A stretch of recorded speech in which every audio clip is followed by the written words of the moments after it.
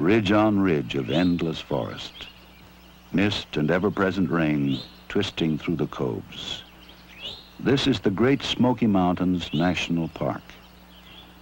For the many who never leave their cars, this is all there is. In fact, the Smokies are one of the most incredibly diverse pieces of nature in the temperate parts of this earth. A hike from the lowlands to the crest of the Smokies will take you through the same changes of trees and vegetation you would see walking the total length of the Appalachian Trail from Georgia to Maine. This diversity is the thing that makes this a special place worth preserving for all time. Geography and climate have combined to provide a sanctuary for plants and animals of great number and variety. Explore the Smokies. Take a closer look. You may find that these mountains offer you sanctuary.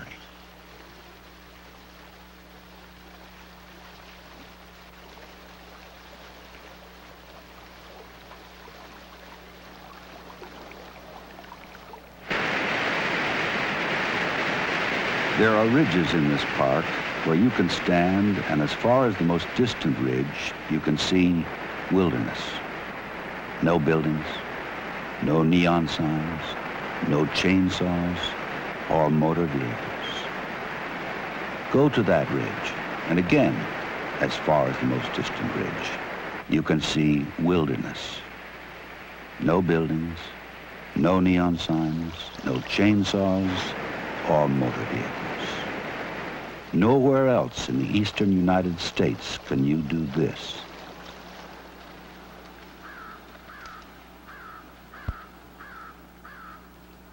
In the heavy laden winter, trees can be seen in spite of the forest. Shapes and textures, subtle colors against the monochrome.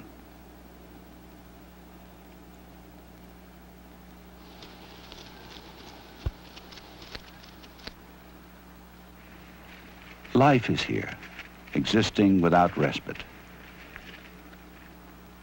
Man can come and savor this place, but only to stay a little while. This is not his home, though once it was. While he is here, man alone of all the animals can perceive beauty, understand relationships, take the wilderness memory back to safety, to cherish and nourish his imagination.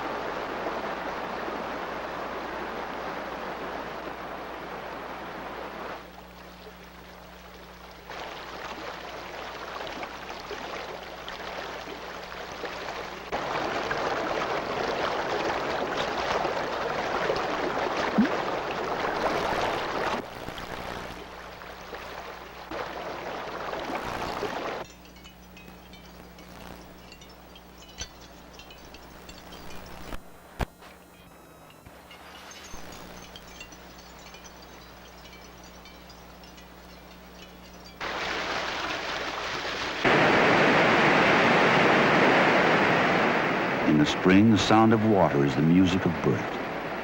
In the Smokies, the abundance of flowing water, buffeting the worn and rounded rocks, is a symphony you cannot escape.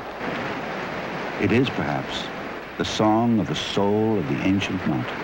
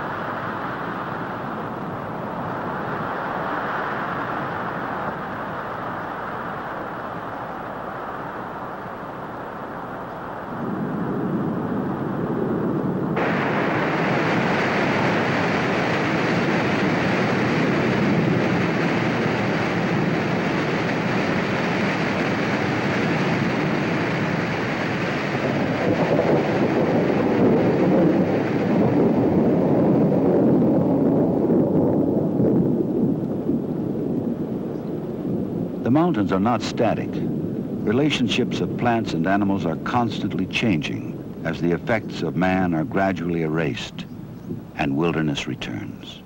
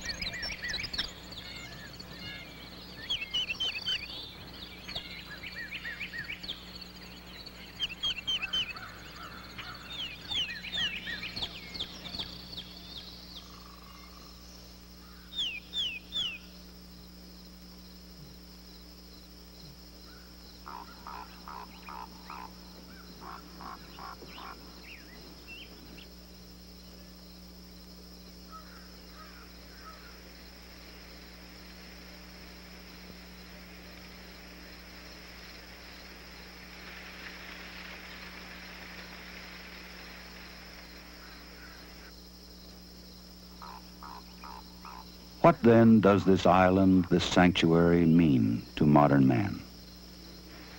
It was in the wilderness that man first became conscious of himself and mastered the art of speech.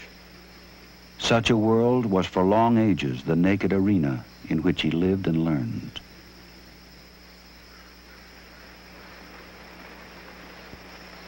Where wilderness can still be found, the ancientness of the land and the nobility of man's struggle emerge. In wilderness, one experiences exhilaration and joy. In its freedom and simplicity, in its vitality and immense variety, happiness may not only be pursued, it is ofttimes found.